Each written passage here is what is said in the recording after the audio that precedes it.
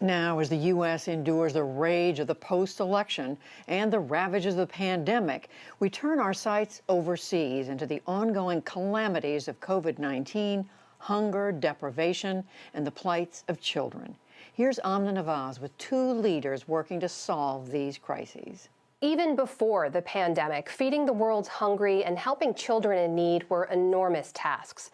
Now, the coronavirus made those groups even more vulnerable. Global conflicts have driven millions from their homes, spreading illness and famine in their wake, and impoverished nations are finding themselves at the mercy of wealthy ones as the world works to find its way out of the pandemic. Joining me now are two heads of United Nations agencies who dedicate their work to addressing those challenges. David Beasley is the Executive Director of the World Food Program, and Henrietta Fore is the Executive Director of UNICEF, the UN's Children's Fund.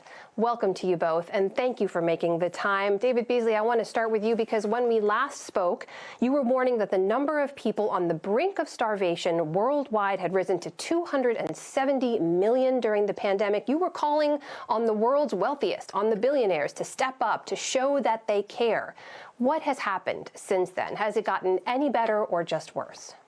Well, it's gotten worse in so many different ways. And, you know, the bad news is the number of people, including children, as Henrietta can so eloquently state, the number that is rising on the brink of starvation has risen from 135 million to 270 million people.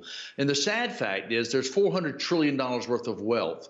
And just in the past many months, I mean, literally during the pandemic, billionaires made $5.2 billion in increased wealth per day. And all we are asking for is $5 billion to avert famine around the world. And I don't think that's too much to ask.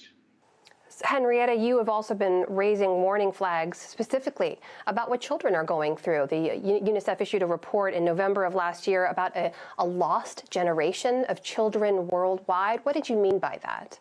So we have rising inequality. We have a distressing amount of new families that are falling into poverty. And because of that, we worry a great deal about children. It is now becoming a child rights crisis. They are missing out on education. They're often going hungry. And it means that many children will be losing out on the futures that we had anticipated as a world. And if you lose the children, you lose your futures as a world. So it's something we have to attend to. There are many, many children right now that are suffering, and we can do something about it.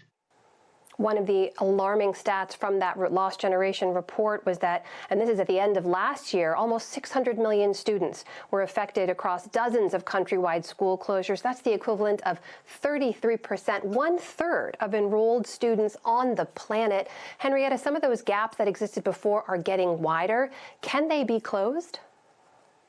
Well, we think they can be, but you're absolutely right, Amna. This is a part of history we've never seen before, with 1.6 billion children that were out of school during the pandemic, and many schools have not reopened.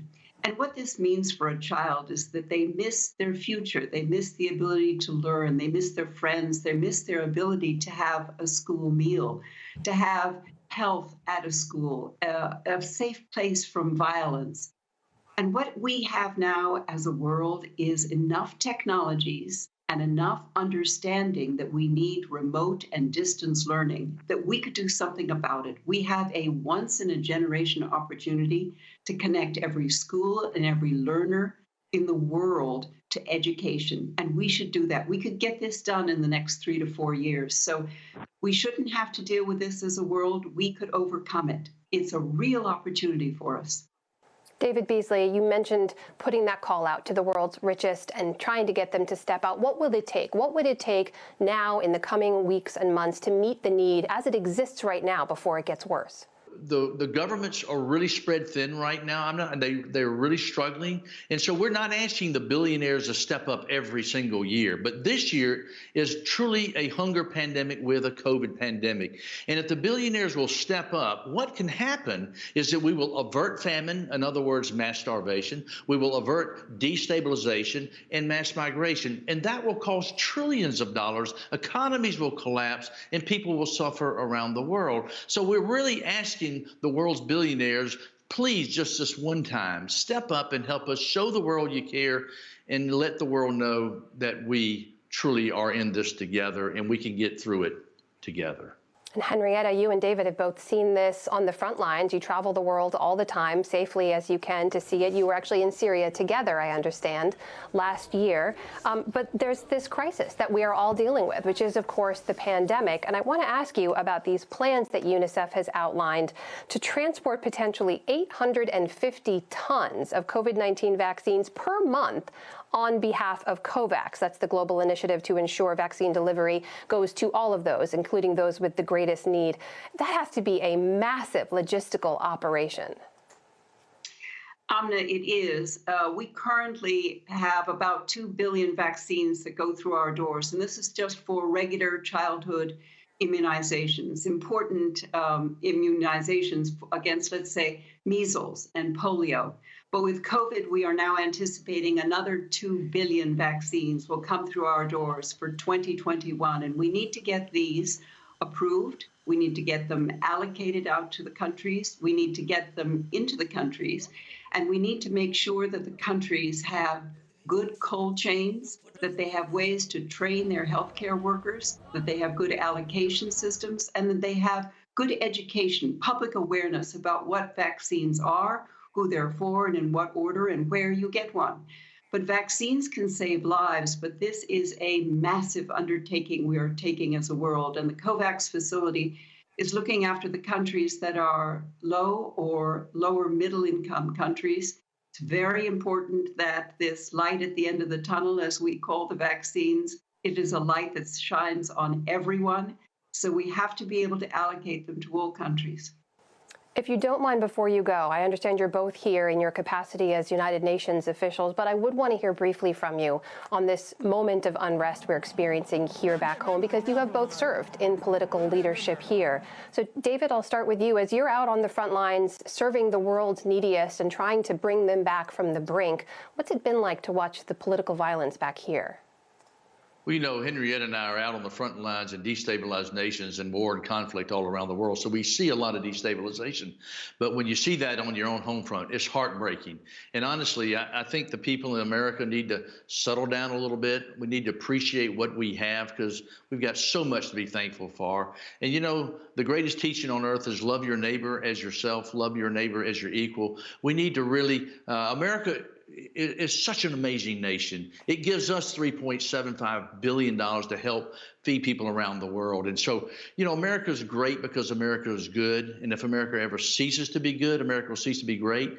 And what happened last week was not good nor great. But I'm one of those that believes the sun is rising, and we're going to have a great day and future ahead of us. And people need to come together. And Henrietta and I are going to do everything we can to make sure that that happens. Henrietta, what about you? What's been your reaction to the news here? Well, building on David, one of the things I hope for in the future is that we really use American know-how. Many of us have come from the business sector, and you realize the strength of technology and of people, of ideas, and of the products and services that we have in America. This is the time when they can really be put to use in the world. The world has a crisis before it. And if there's anyone who's good at that, it's American industry and American know-how. So if we can pair that with American ideas and ideals, with our leadership around the world, it will help everyone. And it means that we can bring a new era of how to look at humanity and how to look at civilization. Some messages of optimism I think we could all use right now. That is Henrietta Fore, Executive Director of UNICEF, and David Beasley, Executive Director of the World Food Program. Thank you to you both. Thank you.